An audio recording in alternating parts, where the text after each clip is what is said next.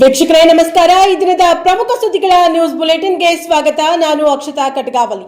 ದೇವನಹಳ್ಳಿಯಲ್ಲಿ ಆಕಾಶ್ ವೈದ್ಯಕೀಯ ಶಿಕ್ಷಣ ಸಂಸ್ಥೆಯಲ್ಲಿ ಗ್ರಾಜ್ಯುಯೇಷನ್ ಡೇ. ದೇವನಹಳ್ಳಿ ಆಕಾಶ್ ವೈದ್ಯಕೀಯ ಶಿಕ್ಷಣ ಸಂಸ್ಥೆಯಲ್ಲಿ ಗ್ರಾಜ್ಯುಯೇಷನ್ ಡೇ.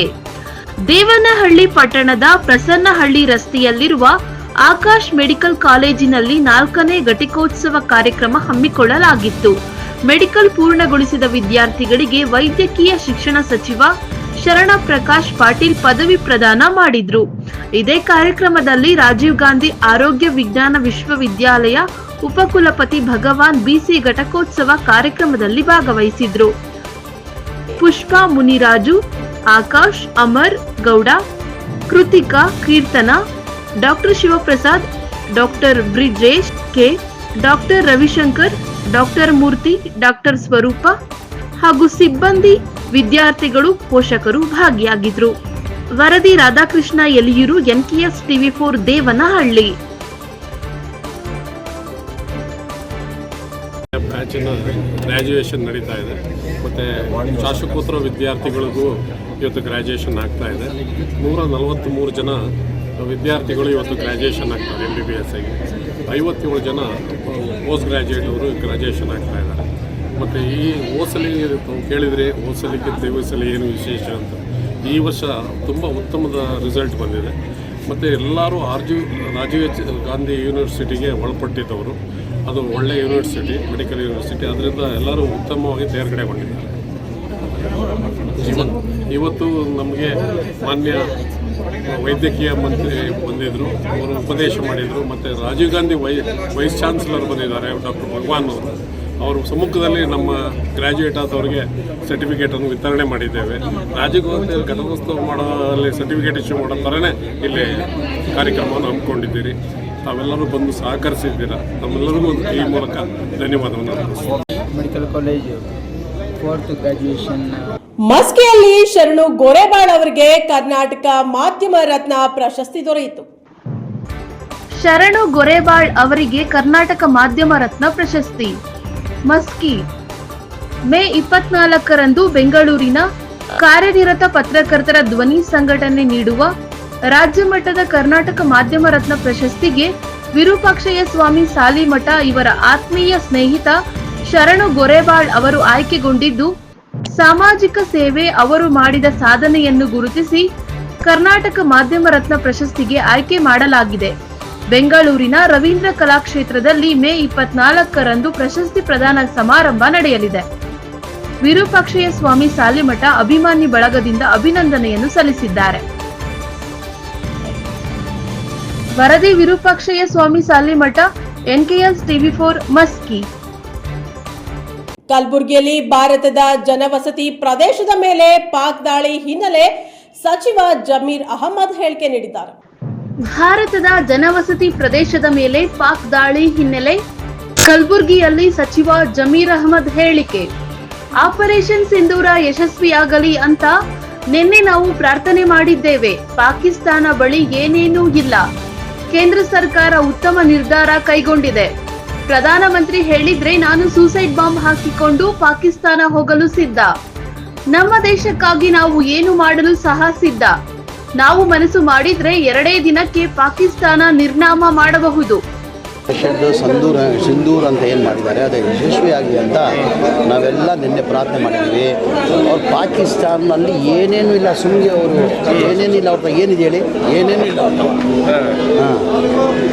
ನಾವು ಯಶಸ್ವಿ ಆಗ್ತೀವಿ, 100 ನಾವು ಯಶಸ್ವಿ ಆಗ್ತೀವಿ. ಇನ್ನು ನಮ್ಮ ಸೈನಿಕರದು ಹೆಚ್ಚಿನ ಶಕ್ತಿ ಕೊಡಲಿ ಅಂತ ಭಗವಂತಂತವ ಅಲ್ಲಂತವ ನಾನು ಪ್ರಾರ್ಥನೆ ಮಾಡ್ತೀವಿ. ಇವತ್ತು ಕೇಂದ್ರ ಸರ್ಕಾರದಿಂದ ಒಳ್ಳೆಯ ನಿರ್ಧಾರ ತೊಗೊಂಡಿದ್ದಾರೆ. ಅವ್ರು ಪಾಠ ಕಲಿಸ್ಬೇಕಂತ ತೀರ್ಮಾನ ತೊಗೊಂಡು ಆಪರೇಷನ್ ಸಿಂಧೂರ್ ಅಂತ ಮಾಡಿದಾರಲ್ಲ, ಅದು ಯಶಸ್ವಿ ಆಗಲಿ ಅಂತ ಭಗವಂತನ ಪ್ರಾರ್ಥನೆ. ನೀವು ಇದ್ದರೆ ಯಾವ ರೀತಿ ಅಟ್ಯಾಕ್ ಮಾಡ್ತಿದ್ರಿ? ನೀವು ಇದ್ದಿದ್ರೆ ಅಂದರೆ ಪಾಕಿಸ್ತಾನ ಇಲ್ಲ, ನಾನೇನು ಹೇಳ್ತೀನಂದರೆ, ನನ್ನ ಅಗತ್ಯ ಇದ್ದರೆ ಆ್ಯಸ್ ಎ ಮಂತ್ರಿಯಾಗಿ ನಾನು ಹೇಳ್ತಾ ಇದ್ದೀನಿ. ಈಗ ಪ್ರಧಾನಮಂತ್ರಿಗಳು ನನ್ನ ಪರ್ಮಿಷನ್ ಕೊಟ್ಟರೆ ಸುಸೈಡ್ ಬಾಂಬ್ ಹಾಕ್ಕೊಂಡು ನಾನೇ ಪಾಕಿಸ್ತಾನ ಹೋಗ್ತೀನಂತಲ್ಲ, ಈಗಲೂ ಅದಕ್ಕೆ ನಾನು ಬದ್ಧ ಆಗಿದ್ದೀನಿ. ಏನಕ್ಕಂದರೆ ದೇಶ ಮೇಲೆ ಅಭಿಮಾನ, ಪ್ರೀತಿ. ದೇಶಕ್ಕಿಂತ ಹೆಚ್ಚೇನಿಲ್ಲ.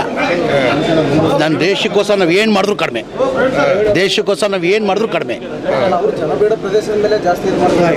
ಈಗ ಹೇಳ್ತಾ ಇಲ್ಲ ಸರ್, ಅವರು ಒಂಥರ ಖಾಲಿ ಡಬ್ಬ ಇದ್ದಂಗೆ. ನಾವು ಮನ್ಸು ಮಾಡಿದ್ರೆ 2 ದಿನ ಅಲ್ಲಿ ಪಾಕಿಸ್ತಾನ ನಿರ್ನಾಮ ಮಾಡ್ಬೋದು. 2 ದಿನ, ಜಾಸ್ತಿ ಹೊತ್ತು ಬೇಕಾಗಿಲ್ಲ. ಅವ್ರು ಏನೇನಿಲ್ಲ ಸರ್, ಅಂತ ಖಾಲಿ ಡಬ್ಬ ಇದ್ದಂಗೆ ಅದು ಪಾಕಿಸ್ತಾನ. ಬರೀ ಹೂ ಅನ್ನೋದಷ್ಟೇ, ಒಳಗಡೆ ಡುಸ್ಪಟಾಕಿ ಅದು ಪಾಕಿಸ್ತಾನ. ಒಂದು ಟುಸ್ಪಟಾಕಿ ನಾವು ಮನ್ಸು ಮಾಡಿದ್ರೆ 2 ದಿನಕ್ಕೆ ಪಾಕಿಸ್ತಾನ ಅವ್ರನ್ನ ನಿರ್ನಾಮ ಮಾಡ್ಬೋದು. ಕಲಬುರಗಿಯಲ್ಲಿ KKRDB ಮೀಟಿಂಗ್ ನಡೆಯುತ್ತಿದೆ. ಮಾತು ಕೊಟ್ಟಂತೆ 5,000 ಕೋಟಿ ರೂಪಾಯಿ ಅನುದಾನ ಬಿಡುಗಡೆ. ಡಾಕ್ಟರ್ ಶರಣ ಪ್ರಕಾಶ್ ಪಾಟೀಲ್, ಈಶ್ವರ ಖಂಡ್ರೆ, ಡಾಕ್ಟರ್ ಅಜಯ್ ಸಿಂಗ್, ತಿಪ್ಪಣ್ಣಪ್ಪ ಕಮಕನೂರ್, ಶರಣು ಮೋದಿ, ನೀಲಕಂಠರಾವ್ ಮೂಲಾಗೆ. KKRDB ಮೀಟಿಂಗ್ ನಡೆಯುತ್ತಿದೆ. ಮಾತು ಕೊಟ್ಟಂತೆ 5,000 ಕೋಟಿ ಅನುದಾನ. ಹೋದ ವರ್ಷ ಈ ವರ್ಷ 5,000 ಕೋಟಿ ನೀಡಿದ್ದೇವೆ. 21 ತಿಂಗಳಲ್ಲಿ 5,000 ಕೋಟಿ ದಾಟಿದೆ. ಹೋದ ವರ್ಷ 3,100 ಕೋಟಿ ಖರ್ಚು ಮಾಡಲಾಗಿದೆ. ಕಲ್ಯಾಣ ಕರ್ನಾಟಕ ಭಾಗದಲ್ಲಿ ಅತಿ ಹೆಚ್ಚು ಖರ್ಚು ಮಾಡಲಾಗಿದೆ. ಎಲ್ಲಾ ಕ್ಷೇತ್ರದಲ್ಲಿ ಅಭಿವೃದ್ಧಿ ನಡೆಯುತ್ತಿದೆ. ಎಲ್ಲ ಇಲಾಖೆ ಮೂಲಕ ಹಣ ಖರ್ಚು ಮಾಡಲಾಗುತ್ತಿದೆ. PWD, ನೀರಾವರಿ, ಸಣ್ಣ ನೀರಾವರಿ ಸೇರಿ ಅನೇಕ ಇಲಾಖೆಯ ಸಹಯೋಗದಲ್ಲಿ ಕೆಲಸ ಮಾಡಲಾಗುತ್ತದೆ. ಎಲ್ಲ ಇಲಾಖೆಗಳಿಗೆ ಹಣ ಹಂಚಿಕೆ ಮಾಡಿದರೆ ಅಭಿವೃದ್ಧಿಗೆ ವೇಗ ಸಿಗಲಿದೆ. ಕಲಬುರಗಿಯಲ್ಲಿ ಕಾಮಗಾರಿ ನಡೆಯುತ್ತಿದೆ. 50-60 ಕೋಟಿ ವೆಚ್ಚದಲ್ಲಿ ಕೆಲಸ ನಡೆಯುತ್ತಿದೆ. ಮೈಸೂರು ಬನ್ನೇರುಘಟ್ಟ ಝೋನ್ನಲ್ಲಿ ತರಬೇತಿ ಬರುವ ಡಿಸೆಂಬರ್ನಲ್ಲಿ ಲೋಕಾರ್ಪಣೆ. 45 ಎಕರೆ ಜಾಗದಲ್ಲಿ ಕಲ್ಯಾಣ ಕರ್ನಾಟಕದಲ್ಲಿ ಹಸಿರು ಹೊದಿಕೆ ಕಡಿಮೆ, 10% ಕಡಿಮೆ ಇದೆ. ಅದನ್ನು ಹೆಚ್ಚಿಸಲು ಕಲಬುರಗಿಯಲ್ಲಿ ಪರಿಸರ ಸಂರಕ್ಷಣೆಗಾಗಿ ಹೆಚ್ಚಿನ ಮರಗಳ ಬೆಳೆಸುವ ಕಾರ್ಯಕ್ರಮ ಆಯೋಜನೆ. ಬೀದರ್ 7%, ಕಲಬುರಗಿ 3%, ಯಾದಗಿರಿ 5%, ರಾಯಚೂರು 2% ಅರಣ್ಯ ಹೊದಿಕೆ. 1 ಲಕ್ಷಕ್ಕೂ ಹೆಚ್ಚು ಮರಗಳನ್ನು ರಸ್ತೆ ಬದಿಯಲ್ಲಿ ನೆಡಲಾಗುವುದು. ಜೂನ್ನಲ್ಲಿ ಎತ್ತರದ ಸಸಿಗಳ ನೆಡಲು ಕಾರ್ಯ ನಡೆಯುತ್ತಿದೆ. ಕಲ್ಯಾಣ ಕರ್ನಾಟಕ ಭಾಗದ ಎಲ್ಲಾ ಜಿಲ್ಲೆಗಳಲ್ಲೂ ಗಿಡ ನೆಡುವ ಕೆಲಸ. ರಾಜ್ಯದಲ್ಲಿ 8.5 ಕೋಟಿ ಗಿಡಗಳನ್ನು ನೆಡಲಾಗಿದೆ. 20% ಸರ್ವೈವಲ್ ರೇಟ್ ಇದೆ. ವೆಬ್ಸೈಟ್ನಲ್ಲೂ ಅಪ್ಲೋಡ್ ಮಾಡಲಾಗುವುದು. ಸಾರ್ವಜನಿಕರ ಗಮನಕ್ಕೆ ತರಲಾಗುವುದು. ಕರ್ನಾಟಕ ರಾಜಮಂಡ್ರಿ ಸಸಿಗಳ ನೆಡಲಾಗುವುದು. GI ಟ್ಯಾಗ್ ಮಾಡಲಾಗುತ್ತದೆ. KKRDB 100 ಕೋಟಿ ಇಲಾಖೆ 100 ಕೋಟಿ ಕೊಟ್ರೆ ಕಲ್ಯಾಣ ಕರ್ನಾಟಕ ಭಾಗದಲ್ಲಿ ಹಸಿರು ಹೊದಿಕೆ ಪೂರ್ಣ ಆಗಲಿದೆ. ಮುಂದಿನ 10 ವರ್ಷದಲ್ಲಿ 15% ಹಸಿರು ಹೊದಿಕೆ ತಲುಪುವ ಗುರಿ. ಅರಣ್ಯ ಕೃಷಿ ಯೋಜನೆ ಅಡಿಯಲ್ಲಿ ಅನುದಾನ ನೀಡಬೇಕು. ಅನುದಾನ ಕೊರತೆ ಇದೆ. ಸರ್ಕಾರದ ಗಮನಕ್ಕೆ ತರಲಾಗಿದೆ. ನಮ್ಮ ಸರ್ಕಾರ ಅಧಿಕಾರಕ್ಕೆ ಬಂದ ಮೇಲೆ 1,500 ಶಿಕ್ಷಕರ ನೇಮಕ ಮಾಡಲಾಗಿದೆ. ರಾಜ್ಯದ ಬೇರೆ ಬೇರೆ ಜಿಲ್ಲೆಗಳಲ್ಲಿ ಶಿಕ್ಷಕರ ಕೊರತೆ ಇಲ್ಲ. ಕಲ್ಯಾಣ ಕರ್ನಾಟಕ ಭಾಗದಲ್ಲಿ ಅತಿಥಿ ಶಿಕ್ಷಕರ ನೇಮಕ ಈ ಬಾರಿ ಆರಂಭದಲ್ಲೇ ಮಾಡಲಾಗಿದೆ. ಕಲ್ಯಾಣ ಕರ್ನಾಟಕ ಭಾಗದಲ್ಲಿ 5,500 ಶಿಕ್ಷಕರ ನೇಮಕಕ್ಕೆ ಸರ್ಕಾರ ಆದೇಶ ನೀಡಿದೆ. ಶೀಘ್ರವೇ ನೇಮಕ ಮಾಡಲಾಗುವುದು. ಎಲ್ಲಿ ಮಾಲಿನ್ಯ ಆಗಿದೆ ಅಲ್ಲಿ ಕ್ರಮ ಕೈಗೊಳ್ಳುತ್ತೇವೆ. ನಮ್ಮ ನಿಯಮ ಮೀರಿ ಯಾರೇ ಕಾರ್ಖಾನೆ ನಡೆಸಲಿ ಅವರ ವಿರುದ್ಧ ಕ್ರಮ ಕೈಗೊಳ್ಳುತ್ತೇವೆ. ಕ್ರಿಮಿನಲ್ ಮೊಕದ್ದಮೆ ಸಹ ಹಾಕುತ್ತೇವೆ. ಅಧ್ಯಕ್ಷರು ಆತ್ಮೀಯ ಗೆಳೆಯರಾಗಿರ್ತಕ್ಕಂಥ ಅಜಯ್ ಸಿಂಗ್ ಅವರೇ ಮತ್ತು ತುಮಕೂರು ಮೋದಿಯವರ ಇಂಥವರೇ ಮತ್ತು ಎಲ್ಲ ಪತ್ರಿಕಾ ಮಾಧ್ಯಮದ ಮಿತ್ರರು, ಇವತ್ತು KKRDB ಬೋರ್ಡಿನ ಮೀಟಿಂಗ್ ಇದೆ. ಈ ಮೀಟಿಂಗ್ ಬಗ್ಗೆ ಬ್ರೀಫಿಂಗು ಮಾನ್ಯ ಅಧ್ಯಕ್ಷರು ಆಮೇಲೆ 6 ಗಂಟೆಗೆ ಮಾಡ್ತಾರೆ. ನಿಮ್ಮ ಮೀಟಿಂಗ್ ಆದಮೇಲೆ ಅದು ಬ್ರೀಫಿಂಗ್ 6 ಗಂಟೆಗೆ ಅವ್ರು ಮಾಡ್ತಾರೆ. ಕಲ್ಯಾಣ ಕರ್ನಾಟಕ ಅಭಿವೃದ್ಧಿ ಮಂಡಳಿಗೆ ನಮ್ಮ ಸರ್ಕಾರ ನಾವು ಮಾತು ಕೊಟ್ಟಂತೆ ಪ್ರತಿ ವರ್ಷ 5,000 ಕೋಟಿ ಹಣ ಬಿಡುಗಡೆ ಮಾಡ್ತಾಯಿದ್ದೀವಿ. ಕಳೆದ ವರ್ಷವೂ ಕೂಡ ನಾವು 5,000 ಕೋಟಿ ಮಾಡಿದ್ದೀವಿ. ಈ ವರ್ಷವೂ ಬಜೆಟ್ನಲ್ಲಿ 5,000 ಕೋಟಿ ಘೋಷಣೆ ಮಾಡಿದ್ದೀವಿ. ಮತ್ತು ಕಳೆದ ವರ್ಷ KKRDBಯಿಂದ ಸಾಕಷ್ಟು ಪ್ರಗತಿಯಾಗಿದೆ. ಸುಮಾರು 3,100 ಕೋಟಿ ಖರ್ಚಾಗಿದೆ. ಅಂದರೆ ಪ್ರತಿ ವರ್ಷ ನಮ್ಮ ಎಕ್ಸ್ಪೆಂಡಿಚರ್ ಆಗ್ತಾಯಿಲ್ಲ ಅಂತಕ್ಕಂಥ ಏನು ಕೂಗಿತ್ತು, ಕಳೆದ ವರ್ಷ ನಮ್ಮಲ್ಲಿ ಸಾಕಷ್ಟು ಸಾಧನೆ ಆಗಿದೆ. ನಮ್ಮ ಸರ್ಕಾರ ಬಂದು ಸುಮಾರು 21 ವರ್ಷದಲ್ಲಿ 21 ತಿಂಗಳಲ್ಲಿ ಏನಂದರೆ 21 ವರ್ಷ ಇರೋಂಗೆ ಕಾಣ್ತೀನಿ ಸರ್ಕಾರ. 21 ತಿಂಗಳಲ್ಲಿ ನಮ್ಮ ವೆಚ್ಚ 5,000 ಕೋಟಿ ದಾಟಿದೆ. ಹಾಗಾಗಿ ಸಾಕಷ್ಟು ಪ್ರಗತಿ ನಮ್ಮ ಈ ಒಂದು ಸರ್ಕಾರ ಬಂದ ಮೇಲೆ ಆಗಿದೆ. ಈ ವರ್ಷವೂ ಕೂಡ ನಾವು ಸ್ವಲ್ಪ ಅಡ್ವಾನ್ಸ್ ಆಗಿಯೇ ಆ್ಯಕ್ಷನ್ ಪ್ಲ್ಯಾನ್ ಮಾಡಿ ನಾವು ಅನುಷ್ಠಾನಗೊಳಿಸ್ತಕ್ಕಂಥದ್ದಕ್ಕೆ ನಾವು ಎಲ್ಲ ಇವತ್ತು ಸೇರ್ತಾ ಇದ್ದೀವಿ. ಮತ್ತು ಈ ಒಂದು ಸಭೆಯಲ್ಲಿ ಎಲ್ಲ ಜಿಲ್ಲಾ ಉಸ್ತುವಾರಿ ಸಚಿವರು ಮತ್ತು ಮಾನ್ಯ ಶಾಸಕರು, ಅಧ್ಯಕ್ಷರ ಅಜಯ್ ಸಿಂಗ್ ಅವರ ನೇತೃತ್ವದಲ್ಲಿ ಈ ಸಭೆ ನಡೀತಾ ಇದೆ. ನಿಮಗೇನಾದರೂ ಪ್ರಶ್ನೆ ಕೇಳಬೇಕಾದ್ರೆ ಕೇಳಬಹುದು. ಈಶ್ವರ್ ಅವರು ಮಾತು ಹೇಳ, ನಿಮಗೆ ಇದೊಂದು ಮಿಸ್ಕನ್ಸೆಪ್ಷನ್ ಇದೆ. ಏನಂದರೆ ನಮ್ಮ ಸ್ವಂತ ಇಂಜಿನಿಯರ್ ಇಟ್ಟರೆ ನಾವು ಇಂಜಿನಿಯರ್ ಇಡ್ಬೋದು. ಫಾರ್ ಎಕ್ಸಾಂಪಲ್ ನಾವು ಸ್ವತಃ ಇಂಜಿನಿಯರಿಂಗ್ ಡಿಪಾರ್ಟ್ಮೆಂಟ್ ಎಸ್ಟಾಬ್ಲಿಷ್ ಮಾಡಬೇಕಂತ ನಾವು ಹೇಳ್ತಾ ಇದ್ದಿಲ್ಲ. It is not A permanent solution. ಯಾಕಂದರೆ ನಾವು ಒಂದು ಡಿಪಾರ್ಟ್ಮೆಂಟ್ ಸ್ಥಾಪನೆ ಮಾಡಿ ನೀವು ಎಲ್ಲ ಮಾಡಿದ್ರೂ ಕೂಡ ಅಷ್ಟು ಬೇಗ ಖರ್ಚಾಗಲ್ಲ. ನಾವು ಎಕ್ಸಿಸ್ಟಿಂಗ್ ಲೈನ್ ಡಿಪಾರ್ಟ್ಮೆಂಟ್ ಏನಿದೆ, ಮೈನರ್ ಇರಿಗೇಷನ್, ಮೇಜರ್ ಇರಿಗೇಷನ್, ಜಿಲ್ಲಾ ಪಂಚಾಯತ್, PWD, ಆಮೇಲೆ ಲ್ಯಾಂಡ್ ಆರ್ಮಿ, ನಿರ್ಮಿತಿ ಕೇಂದ್ರ ಮತ್ತು ಎಲ್ಲ ವಿವಿಧ ಇಲಾಖೆಗಳು, ಎಲ್ಲ ಇಲಾಖೆಗಳನ್ನು ಒಳಗೊಂಡು, ಯಾಕಂದರೆ ಎಲ್ಲ ಇಲಾಖೆಗಳಲ್ಲಿ ಎಲ್ಲ ಒಂದು ಸಿಬ್ಬಂದಿ ಪ್ರತಿ ತಾಲೂಕು ಹಂತದಲ್ಲಿದ್ದಾರೆ. PRE ಇಂಜಿನಿಯರ್ಸು ಪ್ರತಿ ಮತಕ್ಷೇತ್ರದಲ್ಲಿ, PWD ಪ್ರತಿ ಮತಕ್ಷೇತ್ರದಲ್ಲಿ, ಲ್ಯಾಂಡ್ ಆರ್ಮಿದವರಿದ್ದಾರೆ, ನಿರ್ಮಿತಿ ಕೇಂದ್ರದವರಿದ್ದಾರೆ. ಕೂಡ್ಲಿಗಿ ತಾಲೂಕಿನ ಜುಮ್ಮೋಮನಹಳ್ಳಿಯಲ್ಲಿ ನರೇಗಾ ಗ್ರಾಮೀಣ ಕಾರ್ಮಿಕರ ವಲಸೆ ತಪ್ಪಿಸಿದೆ ಎಂದು ಶಾಸಕ ಡಾಕ್ಟರ್ NT ಶ್ರೀನಿವಾಸ್ ಹೇಳಿದ್ದಾರೆ.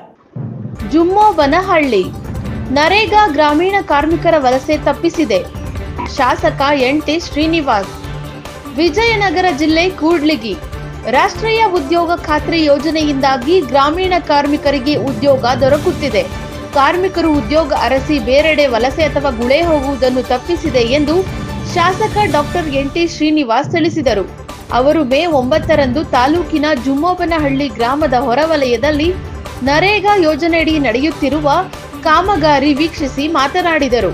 ಕಾರ್ಮಿಕರೊಂದಿಗೆ ಕೆಲಸ ಮಾಡಿದ ಶಾಸಕ ಡಾಕ್ಟರ್ NT ಶ್ರೀನಿವಾಸ್ ಕಾರ್ಮಿಕರ ಯೋಗಕ್ಷೇಮ ವಿಚಾರಿಸುತ್ತಲೇ ಅವರು ಕಾರ್ಮಿಕರ ಕೈಯಲ್ಲಿದ್ದ ಗುದ್ದಲಿ ಪಡೆದು ಸ್ವತಃ ಅವರೇ ಮಣ್ಣು ಅಗೆಯತೊಡಗಿದರು. ಕೆಲ ಹೊತ್ತು ಕಾರ್ಮಿಕರೊಂದಿಗೆ ಬೆರೆತು ಕಾರ್ಮಿಕರೊಟ್ಟಿಗೆ ತಾಸು ಕೆಲಸ ಮಾಡಿದರು. ಇದನ್ನು ಕಂಡ ಕಾರ್ಮಿಕರು ದಂಗಾಗಿ ಹೋದರು. ಅವರ ಸರಳತೆ ಹಾಗೂ ಕಾರ್ಮಿಕರ ಮೇಲಿನ ಕಾಳಜಿಗೆ ನೆರೆದಿದ್ದವರೆಲ್ಲ ಫಿದಾ ಆದರು. ನಂತರ ಕಾರ್ಮಿಕರನ್ನು ಉದ್ದೇಶಿಸಿ ಮಾತನಾಡಿದರು. ನರೇಗಾ ಯೋಜನೆ ಕುರಿತು ಸಂಕ್ಷಿಪ್ತವಾಗಿ ವಿವರಿಸಿದರು. ಕೂಡ್ಲಿಗಿ ಕ್ಷೇತ್ರದಲ್ಲಿನ ಕಾರ್ಮಿಕರು ಹಸಿವು ಮುಕ್ತ ಹಾಗೂ ಬಡತನ ಮುಕ್ತವಾಗಲು ಮತ್ತು ಕ್ಷೇತ್ರವನ್ನು ಸರ್ವತೋಮುಖವಾಗಿ ಅಭಿವೃದ್ಧಿಪಡಿಸಲು ತಾವು ಸರ್ವ ಪ್ರಯತ್ನಗಳನ್ನು ಮಾಡುತ್ತಿರುವುದಾಗಿ ಅವರು ತಿಳಿಸಿದರು. ರೈತ ಕೂಲಿ ಕಾರ್ಮಿಕರು ಸೇರಿದಂತೆ ಎಲ್ಲಾ ಕಾರ್ಮಿಕರು ತಮ್ಮ ಜೀವನ ನಿರ್ವಹಣೆಗೆ ಆದಾಯ ಒದಗಿಸಲು ಅವರಿಗೆ ಅಗತ್ಯವಾದಷ್ಟು ಉದ್ಯೋಗಗಳನ್ನು ಸೃಷ್ಟಿಸುತ್ತಿದ್ದು, ನರೇಗಾ ಮೂಲಕ ಉದ್ಯೋಗ ಕೊಡಲಾಗುತ್ತಿದೆ. ಯೋಜನೆಯ ಸದುಪಯೋಗವನ್ನು ಪಡೆದುಕೊಂಡು ಎಲ್ಲರೂ ಸ್ವಾವಲಂಬಿಗಳಾಗಿ ಸುವ್ಯವಸ್ಥಿತ ಜೀವನ ನಡೆಸಬಹುದಾಗಿದೆ ಎಂದರು.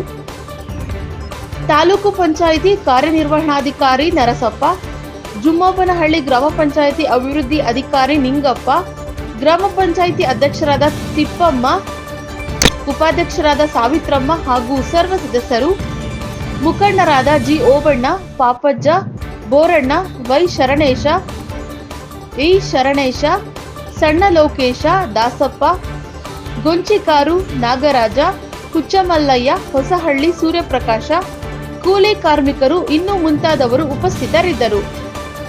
ವರದಿ ವಿಜಿ ವೃಷಭೇಂದ್ರ, NPS TV4 ಕೂಡ್ಲಿಗಿ. ಕೊಟ್ಟೂರಿನಲ್ಲಿ ಹ್ಯಾಂಡ್ಲಾಕ್ ಮುರಿದು ಬೈಕ್ ಸರಣಿ ಕಳ್ಳತನ ಮಾಡುತ್ತಿದ್ದ ಆರೋಪಿತನಿಂದ 3 ಬೈಕ್ಗಳನ್ನು ಜಪ್ತಿ ಮಾಡಿದ್ದಾರೆ. ಕೊಟ್ಟೂರು ಪೊಲೀಸ್ ಕಾರ್ಯಾಚರಣೆಯಲ್ಲಿ ಹ್ಯಾಂಡ್ಲಾಕ್ ಮುರಿದು ಬೈಕ್ ಸರಣಿ ಕಳ್ಳತನ ಮಾಡುತ್ತಿದ್ದ ಆರೋಪಿತನಿಗೆ 3 ಬೈಕ್ಗಳು ಜಪ್ತಿ. ವಿಜಯನಗರ ಜಿಲ್ಲೆ ಕೊಟ್ಟೂರು ಪಟ್ಟಣದಲ್ಲಿ ದಿನಾಂಕ 7/5/2025 ರಾತ್ರಿ 8:15ಕ್ಕೆ ಕೊಟ್ಟೂರು ಪೊಲೀಸ್ ಠಾಣೆಯಲ್ಲಿ ದಾಖಲಾದ ಗುನ್ನೆ ನಂಬರ್ 103/2025 ಕಾಲಂ 303 BNS ರೀತ್ಯ ಪ್ರಕರಣದಲ್ಲಿ ತನಿಖೆ ಕೈಗೊಂಡು ಈ ಬಗ್ಗೆ ಆರೋಪಿತರ ಹಾಗೂ ಮಾಲುಪತ್ತೆಗಾಗಿ ಶ್ರೀ ಮಲ್ಲೇಶ ದೊಡ್ಡಮನಿ ಡಿವೈಎಸ್ಪಿ ಕೂಡ್ಲಿಗಿ ರವರ ಮಾರ್ಗದರ್ಶನದಲ್ಲಿ ಶ್ರೀ ವೆಂಕಟಸ್ವಾಮಿ TCPI ಕೊಟ್ಟೂರು ವೃತ್ತರವರ ನೇತೃತ್ವದಲ್ಲಿ ಶ್ರೀಮತಿ ಗೀತಾಂಜಲಿ ಶಿಂದೆ PSI ಕೊಟ್ಟೂರು ಪೊಲೀಸ್ ಠಾಣೆ ಪೊಲೀಸ್ ಸಿಬ್ಬಂದಿಯಾದ ಶ್ರೀ ಬಸವರಾಜ H, ಶ್ರೀ ವೀರೇಶ, ಶ್ರೀ ಶಶಿಧರ, ಶ್ರೀ ನಾಗಪ್ಪ U, ಶ್ರೀ ಯರಿಸ್ವಾಮಿ ಇವರ ನೇತೃತ್ವದಲ್ಲಿ ತಂಡ ರಚಿಸಿದ್ದು ಸದರಿ ತಂಡದವರು ವಿವಿಧ ಆಯಾಮಗಳಲ್ಲಿ ತನಿಖೆಯನ್ನು ನಡೆಸಿ ಪ್ರಕರಣದ ಆರೋಪಿ ಪತ್ತೆ ಕಾರ್ಯದಲ್ಲಿ ಕಾರ್ಯನಿರತರಾಗಿ ಆರೋಪಿ ಕೆ ಹನುಮಂತ ಟಿಂಗು ತಂದೆ ತಿಂದಪ್ಪ 23 ವರ್ಷ ಕೊರವ ಜನಾಂಗ ಗಾರೆ ಕೆಲಸ ವಾಸ ಉಜ್ಜಿನಿ ಹೊಸ ಫ್ಲಾಟ್ ಉಜ್ಜಿನಿ ಗ್ರಾಮ ಕೊಟ್ಟೂರು ತಾಲೂಕು ಈತನನ್ನು ದಿನಾಂಕ 9/5/2025 ಬೆಳಗ್ಗೆ 11:45ಕ್ಕೆ ಕೊಟ್ಟೂರು ಪಟ್ಟಣದ ಶ್ರೀ ಮರುಳ ಸಿದ್ದೇಶ್ವರ ಕಲ್ಯಾಣ ಮಂಟಪದ ಹತ್ತಿರ ವಶಕ್ಕೆ ಪಡೆದು ವಿಚಾರಣೆಗೆ ಒಳಪಡಿಸಲಾಗಿದೆ ಎಂದು ಪತ್ರಿಕೆ ಪ್ರಕಟಣೆಗೆ ಪೊಲೀಸ್ ಸಿಬ್ಬಂದಿ ತಿಳಿಸಿದ್ದಾರೆ. ಕೊಟ್ಟೂರು ಪೊಲೀಸ್ ಠಾಣೆಗೆ ಸಂಬಂಧಿಸಿದ 3 ಬೈಕ್ಗಳು ಆರೋಪಿತನಿಂದ ಅಂದಾಜು 1 ಲಕ್ಷ ರು ಬೆಲೆ ಬಾಳುವ ಹೀರೋ ಸ್ಪ್ಲೆಂಡರ್ ಪ್ಲಸ್ ಕಂಪನಿಯ 3 ಮೋಟಾರ್ ಸೈಕಲ್ಗಳನ್ನು ವಶಕ್ಕೆ ಪಡೆದುಕೊಂಡಿರುತ್ತಾರೆ. ತಂಡದ ಕಾರ್ಯಾಚರಣೆ ಯಶಸ್ವಿಯನ್ನು ಗಮನಿಸಿದ ವಿಜಯನಗರ ಜಿಲ್ಲೆ ಪೊಲೀಸ್ ಅಧೀಕ್ಷಕರಾದ ಶ್ರೀ ಹರಿಬಾಬುರವರು ಕೊಟ್ಟೂರು ಪೊಲೀಸ್ ಕಾರ್ಯಕ್ಕೆ ಪ್ರಶಂಸೆ ವ್ಯಕ್ತಪಡಿಸಿದರು. ವರದಿ ಚಿಗಟೇರಿ ಜಯಪ್ಪ, NKS TV4 ವಿಜಯನಗರ. ಇದಾಗಿತ್ತು ಈ ದಿನದ ಪ್ರಮುಖ ಸುದ್ದಿಗಳ ನ್ಯೂಸ್ ಬುಲೆಟಿನ್. ನಿರಂತರ ಸುದ್ದಿಗಾಗಿ ನೋಡ್ತಾ ಇರಿ NKS TV4, ಇದು ನಿರಂತರ ಕಾರ್ಯಪಡೆ.